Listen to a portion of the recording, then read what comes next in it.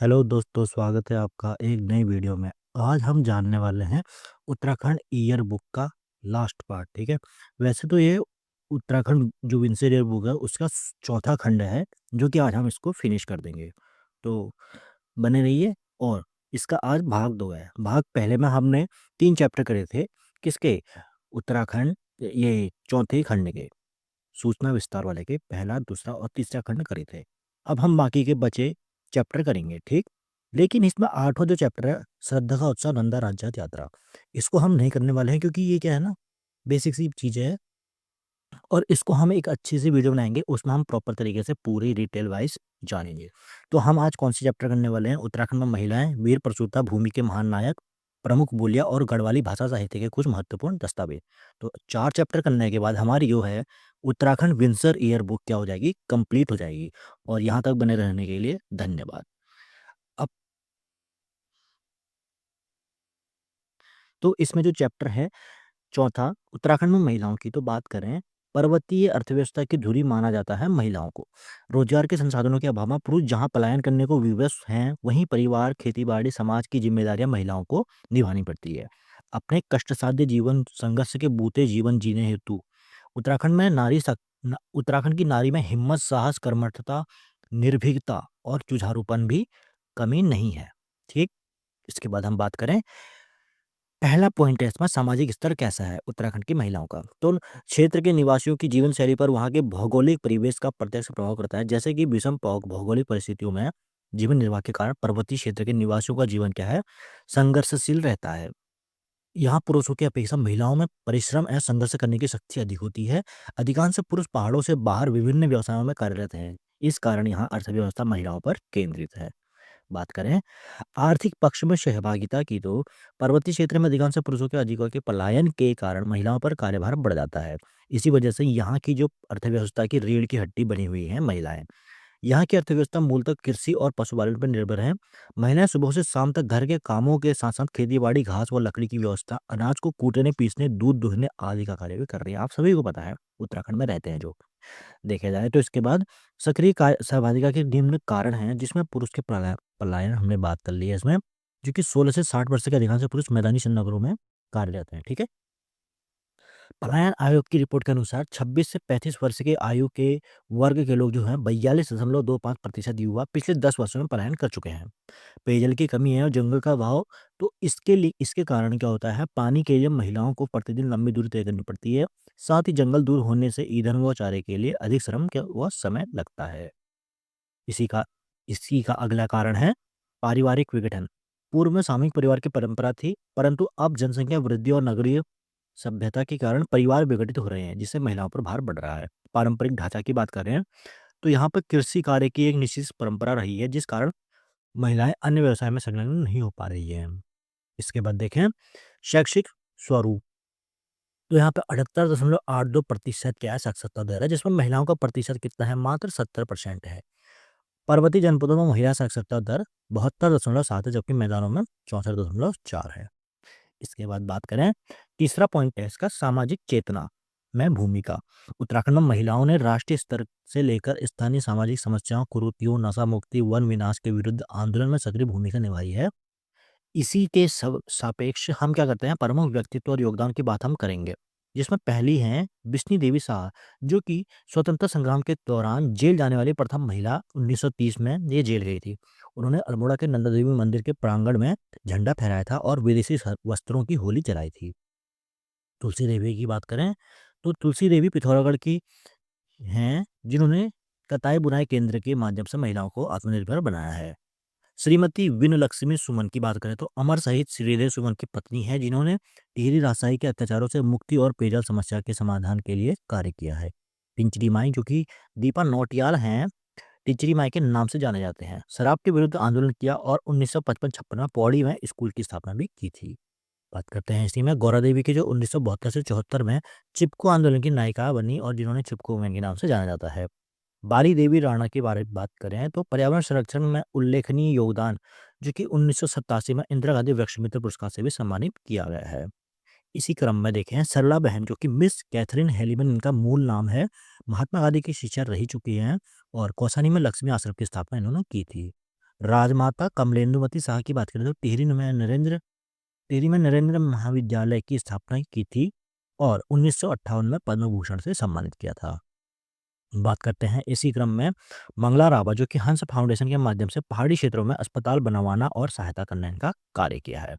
बसंती देवी की बात करें तो कोसी नदी के पुनर्जीवीकरण और जंगल बचाने के लिए 2022 में पद्मश्री भी मिला है।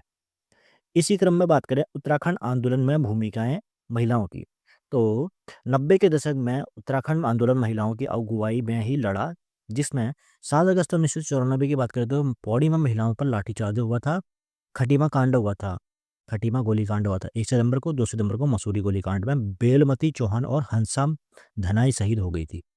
2 अक्टूबर की बात करें, अच्छा ये इंपॉर्टेंट है, ठीक है, शहीद वाला। इसके बाद बात करें 2 अक्टूबर 1994 को रामपुर तिराहा में महिलाओं के साथ साथ घोर अभद्रता भी की गई थी। इसके बाद बात करें कंचन चौधरी भट्टाचार्य, जो कि देश की पहली महिला पुलिस महानिदेशक डीजीपी हैं। बचेंद्री पाल की बात करें तो माउंट एवरेस्ट पर विजय पाने वाली प्रथम महिला हैं, जो कि 23 मई 1984 को उन्होंने विजय प्राप्त की थी। एकता बिष्ट की बात करें तो क्रिकेट की प्रथम उत्तराखंड खिलाड़ी हैं। वंदना कटारिया की बात करें तो हॉकी खिलाड़ी हैं, अर्जुन पुरस्कार भी जीती है और पद्मश्री से भी सम्मानित किया गया है। ऋतु भूषण खंडूरी की बात करें तो उत्तराखंड विधानसभा में प्रथम महिला अध्यक्ष से बनी है। प्रोफेसर अन्नपूर्णा नौटियाल की बात करें तो विश्वविद्यालय की पहली महिला स्थायी कुलपति रह चुकी हैं। बात करते हैं पंचायतों में आरक्षण की। अब महिला सशक्तिकरण हेतु विभिन्न पहलें के रखी है सरकार द्वारा। तो इसमें पहला है पंचायत में आरक्षण हेतु 50% आरक्षण महिलाओं के लिए किया गया है। नौकरी में आरक्षण की बात करें तो 30% क्षैतिज आरक्षण किया गया है। नंदा देवी कन्याधन योजना की बात करें तो बीपीएल परिवारों की बेटियों के लिए 75,000 रुपए की एफडी कराई जाएगी। जेंडर बजट की बात करें तो प्रत्येक सरकारी विभाग में महिलाओं के लिए अलग राशि का प्रावधान है।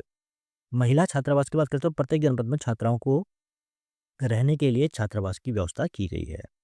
इसी क्रम में महत्वपूर्ण तथ्य देखेंगे हम, सार संग्रह है। तो कुमाऊं की झांसी की रानी किसे कहा जाता है? जिया रानी को। नाक काटने वाली रानी रानी कर्णावती। गढ़वाल की झांसी कहा जाता है तीलू रौतेली। कुंती देवी वर्मा किस आंदोलन की प्रमुख नेत्री थी? स्वतंत्रता आंदोलन की।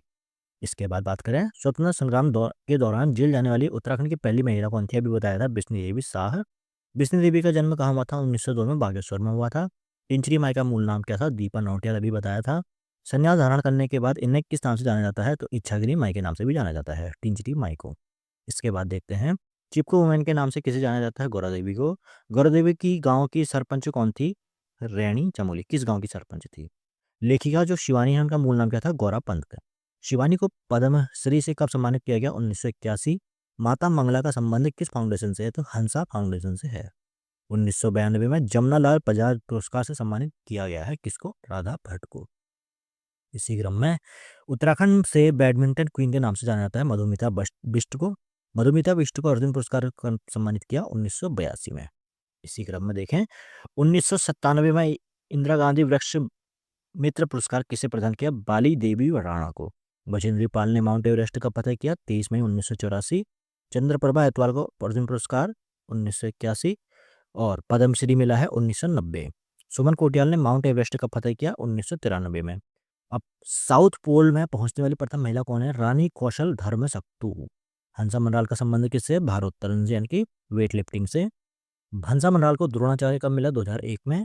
राष्ट्रीय सैन्य जेंडर एडवोकेट अवार्ड से किसे सम्मानित किया था? सुमन गवानी। इसके बाद देखें पहली विधानसभा में महिला विधायकों की संख्या कितनी थी? 4। वर्ष 2022 में सबसे ज्यादा 8 महिला विधायक चुनी गई हैं, ठीक है। और इससे पूर्व 2002 में और 2007 में 4 चुनी गई थी और 2012-2017 में 5 चुनी गई थी। अब बात करें उत्तराखंड की पद्मश्री प्राप्त प्रसिद्ध जागरण नायिका कौन है? बसंती बिष्ट। कल्पना चौहान का संबंध किससे? गायन से है। गढ़वाल केंद्रीय विश्वविद्यालय की प्रथम महिला कुलपति कौन थी? प्रोफेसर अन्नपूर्णा नौटियाल। उत्तराखंड से पहली महिला सांसद कौन है? कमलेंदुमती शाह। और कमलेंदुमती शाह को पद्म भूषण से सम्मानित कब किया गया? 1958 में। इसके बाद देखें टिहरी से वर्तमान सांसद कौन है? माता राज्यलक्ष्मी शाह, ठीक है। 1998 में नैनीताल से सांसद कौन चुनी गई? ईला पंत। राज्य बनने के बाद राज्यसभा के लिए चुनी गई पहली महिला कौन थी? मनोरमा शर्मा। देहरादून की मेयर चुनने वाली पहली महिला कौन थी? मनोरमा शर्मा। राज्य विधानसभा की पहली महिला उपसभापति विजया बर्थवाल थी। उत्तराखंड की बाल विकास मंत्री कौन है? रेखा आर्य। उत्तराखंड मंच की अध्यक्ष कौन है? महिला मंच की अध्यक्ष कमला पंत। हिमानी शिवपुरी का संबंध किससे? अभिनव सुशीला बलूनी किस आंदोलन की प्रमुख नेत्री है? उत्तराखंड राज्य आंदोलन की। इसके बाद देखें, हंसा धनाई व बेलमती चौहान किस आंदोलन आंदोलन में शहीद हुई? राज्य आंदोलन में। हल्द्वानी की पहली महिला मेयर कौन थी? रेणु अधिकारी। एकता बिष्ट का संबंध क्रिकेट से है। वंदना कटारिया का संबंध हॉकी से है। उत्तराखंड सभा की विधानसभा की प्रमुख प्रथम महिला विधानसभा अध्यक्ष कौन थी? तो यह है रितु भूषण खंडूरी। अब बात करते हैं पांचवा चैप्टर, जो कि है वीर प्रसूता भूमि के महान नायक, जिसमें पहली बात करें तो उत्तराखंड का सैन्य गौरव रेजिमेंट गढ़वाल क्षेत्र के छोटे छोटे पहाड़ी इलाके 52 गणपतियों की मौजूदगी में स्थानीय लोगों की स्वाधीनता प्रवृत्ति को दर्शाती है। इसी बहादुरी के कारण ब्रिटिश काल में उत्तराखंड के लोगों को सेना में प्रमुखता दी गई थी, जिससे कि वर्तमान में यहाँ सेना की दो विशिष्ट रेजिमेंट है, कुमाऊं रेजिमेंट और गढ़वाल राइफल्स। बात करते हैं प्रमुख सैन्य नायक और उनके गौरवशाली कार्य की। तो पहली हम बात करेंगे मेजर सोमनाथ शर्मा, जो कि परमवीर चक्र विजेता हैं। 1948 में कुमाऊं रेजिमेंट की डेल्टा कंपनी का नेतृत्व करते हुए उन्होंने कश्मीर में बडगाम में वीरगति की मिसाल पेश की और देश का प्रथम परमवीर चक्र मरणोपरांत प्राप्त किया था। बात करते हैं दूसरे हैं मेजर शैतान सिंह, जो कि 1962 के युद्ध में लद्दाख और नेफा में 13 कुमाऊं रेजिमेंट की चार्ली कंपनी का नेतृत्व करते हुए असाधारण बहादुरी दिखाई, जिसके कारण उन्हें मरणोपरांत क्या मिला? परमवीर चक्र से सम्मानित किया। बात करते हैं इसी क्रम में अजीत डोभाल जी, जो कि आईपीएस हैं, ये जाबाज सिपाही अधिकारी रह चुके हैं। 1988 में कीर्ति चक्र हासिल किया। ये खुफिया ब्यूरो यानी कि इन्वेस्टिगेशन ब्यूरो के प्रमुख रह चुके हैं और वर्तमान में भारत के राष्ट्रीय सुरक्षा सलाहकार यानी कि एनएसए हैं। इनका जन्म पौड़ी गढ़वाल में हुआ है। जनरल बिपिन रावत को आप तो जानते ही होंगे, जो कि सीडीएस रह चुके हैं, प्रथम चीफ ऑफ डिफेंस स्टाफ। इनका जन्म भी पौड़ी के बिरमोली में हुआ था। इन्होंने 2016 में 27वें सेनाध्यक्ष के रूप में कार्यभार संभाला। 8 दिसंबर 2021 को तमिलनाडु के कुन्नूर में एक हेलीकॉप्टर दुर्घटना में इनका मृत्यु हो गई थी। मरणोपरांत इनको पद्म विभूषण मिला है। जनरल बिपिन चंद्र जोशी की बात करें तो ये थल सेना के 17वें अध्यक्ष बने हैं थे। अल्मोड़ा के में जन्मे थे। जो जनरल जोशी सेना के एकमात्र ऐसे अध्यक्ष हैं जिनका निधन उनकी कार्यकाल के दौरान 1994 में हुआ था। एडमिरल देवेंद्र कुमार जोशी की बात करें तो ये भारत के 21वें सेना अध्यक्ष रह चुके हैं, नौ सेना अध्यक्ष। अल्मोड़ा के निवासी हैं। आईएनएस सिंधु रत्न दुर्घटना की नैतिक जिम्मेदारी लेते हुए अपने पद से इस्तीफा दे दिया था। बात करते हैं कैप्टन धूम सिंह चौहान की, तो ये गढ़वाल राइफल्स के पहले भारतीय अफसर हैं थे। इन्होंने 31 वर्ष की सेवा के दौरान किंग जॉर्ज पंचम के अर्दली ऑफिस और गवर्नर के एडीसी के जैसे महत्वपूर्ण पदों पर कार्य किया है। सूबेदार दरबान सिंह नेगी की बात करें तो चमोली में जन्मे थे। भारत के पहले विक्टोरिया क्रॉस जीतने वाले थे। प्रथम विश्व युद्ध में फेस्टूबर्ट्स के मोर्चे पर दिखाई गई वीरता के लिए किंग जॉर्ज पंचम ने इन्हें सम्मान दिया था। राइफलमैन गब्बर सिंह नेगी की बात करें तो प्रथम विश्व युद्ध के दौरान फ्रांस के न्यूवेले शेपेल मोर्चे पर इन्होंने अदम्य साहस का परिचय दिया था और आत्मसमर्पण जर्मन सैनिकों को आत्मसमर्पण के लिए मजबूर किया था। विक्टोरिया क्रॉस मिला था इनको मरणोपरांत। बात करते हैं सूबेदार बलभद्र सिंह नेगी, जिसकी हम बात करेंगे। वीरता और कौशल से प्रभावित होकर British commander Lord Frederick Roberts ने गढ़वालियों के लिए अलग रेजिमेंट बनाने की सिफारिश की थी। इन्हें ऑर्डर ऑफ मेरिट और ऑर्डर ऑफ ब्रिटिश इंडिया से सम्मानित किया था। जसवंत सिंह रावत, जो कि हीरो ऑफ नेफा भी कहलाते हैं, 1962 के भारत चीन युद्ध के दौरान पौड़ी के जसवंत सिंह ने अकेले 72 घंटे चीनी फौज को रोके रखा। इनकी याद में सेना का हर साल 17 नवंबर को नूरानांग दिवस मनाती है। मरणोपरांत महावीर चक्र प्रदान किया। जनरल अनिल चौहान की बात करें तो ये दूसरे चीफ ऑफ डिफेंस स्टाफ बने हैं, पौड़ी गढ़वाल के निवासी हैं और ये सेना के डीजीएमओ भी रह चुके हैं। बात करते हैं अब छठा चैप्टर है प्रमुख बोलियां, जिसकी हम बात करें तो गढ़वाली बोली की बात करें तो ये बोली राज्य के गढ़वाल क्षेत्र में बोली जाती है, जाहिर सी बात है। पंवार राजवंश के शासनकाल में यह संपूर्ण गढ़वाल की राजभाषा थी। कुमाऊं की बात करें तो कुमाऊं क्षेत्र में बोली जाती है। भूटे की बात करें तो पिथौरागढ़ और चमोली के सीमावर्ती क्षेत्रों में बोली जाती है।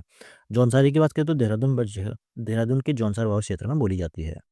इसी क्रम में देखते हैं, पहला पॉइंट है इसमें कुमाऊनी बोली का विस्तार और उत्पत्ति कैसे हुई थी। तो कुमाऊं क्षेत्र के उत्तरी और दक्षिणी सीमांतों को छोड़कर शेष भाग में कुमाऊनी बोली बोली जाती है। क्षेत्रीय विविधता की बात करें तो पिथौरागढ़ के उत्तरी क्षेत्र में सौका, अस्कोट, धाचुला के पास राजी और दक्षिणी में थारू और बोक्सा जनजाति अपनी विशिष्ट बोलियां बोलती हैं। उत्पत्ति का सिद्धांत की बात करें तो विद्वानों के अनुसार कुमाऊनी का विकास दरद, खस, पैसाची और सौसेनी अपभ्रंश से हुआ है।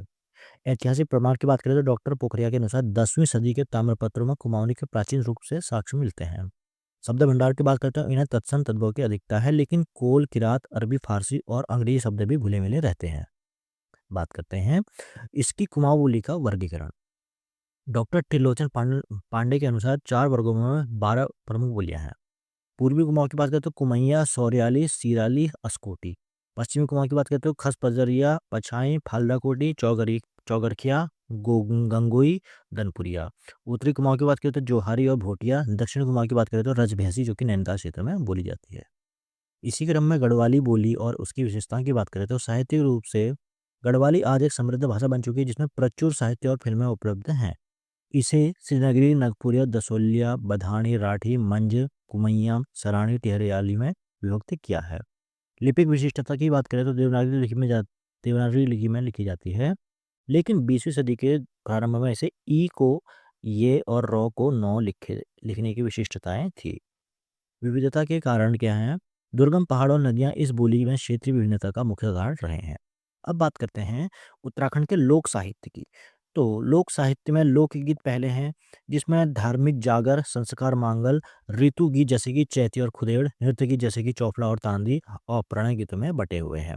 लोक गाथाओं की बात करें तो जिनको पवाड़ा भी बोलते हैं, ये वीर और पौराणिक कथाओं पर आधारित होते हैं, जैसे कि तिलु रौतेली और पांडव कथा गाथा। लोक कथा की बात कर रहे हैं तो इनमें धार्मिक कथा, परियों की कहानियां, उपदेशात्मक पशु पक्षी कथाएं शामिल हैं। लोकोक्तियां की बात करें तो इन्हें गढ़वाल में अखाड़ा पखाड़ा कहा जाता है। मंत्र साहित्य की बात करें तो प्राचीन काल की चिकित्सा पद्धति पर आधारित मंत्र आज भी यहाँ की लोक विरासत बनी हुई है। लोक वार्ता की बात करें तो इन्हें पंडुली के नाम से जाना जाता है, जो गेय और आंसू कविताएं होती हैं। अब इसी क्रम में प्रमुख लोकोक्तियाँ और उनके अर्थों की बात करें तो अच्छा, ये क्या है ना, इसका एक स्क्रीनशॉट ले लो या टेलीग्राम में आप वो देख लेना। इसमें मैं पीडीएफ डाल दूँगा, ठीक है? इसको मैं क्या बोल के क्या बोलूँ, ठीक है? ये तो लोकोक्तियाँ ही हैं, इनको आपको पढ़ना है और इसको याद करना है, ठीक है? इसमें टाइम वेस्ट नहीं करना है हमें। इसके बाद देखते हैं हम प्रमुख बोलियाँ और लोकगीत। अब ये भी वही है, छोपती एक सामूहिक नृत्य गीत है, झुमेलो, तांदी, ये सब क्या है ना, ये खुद से पढ़ने वाली चीज़ें हैं, ठीक है? तो इसको मैं क्या करूँगा, टेलीग्राम में डाल दूँगा इस पीडीएफ को, आप पढ़ते रहना इसको, ठीक? याद करते रहना, आपको जैसे ठीक लगे। सेम ये भी है। अब बात करते हैं हम प्रमुख अनेकार्थी शब्दों की। तो अनेकार्थी शब्द ना बहुत सारे हैं। अब इनको मैं अगर एक-एक करके ऐसे पढ़ाते रहूँ ऐसे ना, तो ये तो टाइम वेस्ट वाली बात है ना? तो ये आप खुद से करेंगे, ठीक है? इसको मैं टेलीग्राम में डाल दूँगा, तो ये खुद से करने वाली चीज़ें हैं। तो इनको आप कैसे याद करते हैं, ये आपके ऊपर डिपेंड करता है। अब बात करते हैं हम विशिष्ट शब्दावली की। तो शब्दावली अगर थोड़ा-सा मैं बता देता हूँ, जैसे कि शब्दावली यानी कि कोई शब्द है, उसको हम क्या बोलते हैं उत्तराखंड में? अंगदीरा या अंधखीरा, जो चूल्हे के ऊपर का स्थान होता है जिसमें लकड़ियाँ रखी जाती है, उसको बोलते हैं अंगदीरा। अंधिया यानी कि दीपावली का अवसर पर चीड़ की लकड़ियों से बना हुआ भैलो। अच्छा, ये सब चीज़ें खुद ही पढ़ लेना यार, ठीक है? इतनी सारी चीज़ें हैं, इसमें टाइम वेस्ट क्या ही करें हम, है ना? और भी चीज़ें हैं पढ़ाने को या पढ़ने को, तो ये आप खुद से करेंगे तो आपको इंटरेस्ट भी आएगा, और जो चीज़ हम बोलते हैं और उस चीज़ को लिखा हुआ देखते हैं, तो उसको हम अलग तरीके से भी देखते हैं, अलग नज़रिए से देखते हैं। तो इससे क्या होगा, आपको याद होगा। अब मैं इतने सारे ये शब्दावली बताते रहूँगा तो आपके तो हो गए 2 डेढ़ 2 घंटे ऐसे ही निकल जाएँगे, है ना? इससे कोई वो नहीं है, इसका कोई मतलब नहीं है। आप खुद से पढ़ेंगे तो ये खुद से जल्दी याद होगा इसमें, ठीक है? आप इसको कैसे पढ़ते हैं, ये आपके ऊपर डिपेंड करता है। देखो इतने सारी हैं, अब मैं एक-एक करके पढ़ाता भी रहूँ, तो ये तो गलत बात है ना? ये तो खाली ना कोई देखेगा इसको, ना कोई देखना पसंद करेगा और ना ही कोई इसको याद कर पाएगा, और खुद से पढ़ेगा तो खुद से याद भी हो जाएगा। अब हम बात करते हैं 6.9वां टॉपिक है उत्तराखंड शब्द परिचय, जो कि गढ़वाली, कुमाऊनी और जौनसारी भूटिया में है। अब अब ये भी पढ़ने वाली चीज़ें हैं, जैसे सलाद को क्या बोलते हैं, रैमोड़ी कहा जाता है। नदी में एक स्थान पर जल भराव से बना गहरा गड्ढा क्या होता है, तालाब, रॉ, ठीक? तो ये भी खुद से पढ़ने वाली चीज़ें हैं। सब ये क्या है, पीडीएफ में डाल दूँगा टेलीग्राम चैनल पे, और टेलीग्राम चैनल जॉइन कर लेना, ऐसे मत डाउनलोड कर लेना है पीडीएफ, जॉइन करने के बाद ही डाउनलोड करना है, ठीक है? तो ये सब चीज़ें हैं, ये बहुत सारी हैं, तो अब मैं इनको एक-एक करके समझाऊँगा तो फिर तो टाइम निकल जाएगा बहुत सारा, खाली कोई फ़ायदा नहीं है इस चीज़ का, ठीक? ये सब मैंने लिख दिया आपके लिए, आप इसको पढ़ते रहना। अब बात कर रहे हैं, अगला टॉपिक है, 7वां चैप्टर है, जो कि लास्ट चैप्टर है, गढ़वाली भाषा साहित्य के कुछ प्रमुख दस्तावेज। जिसमें हम बात करें तो किसी भी क्षेत्र, प्रांत और राष्ट्र का सर्वांगीण विकास उसकी दिशा और दशा तय करता है। सर्वांगीण विकास के प्रमुख तत्व कौन से होते हैं? सभ्यता और संस्कृति।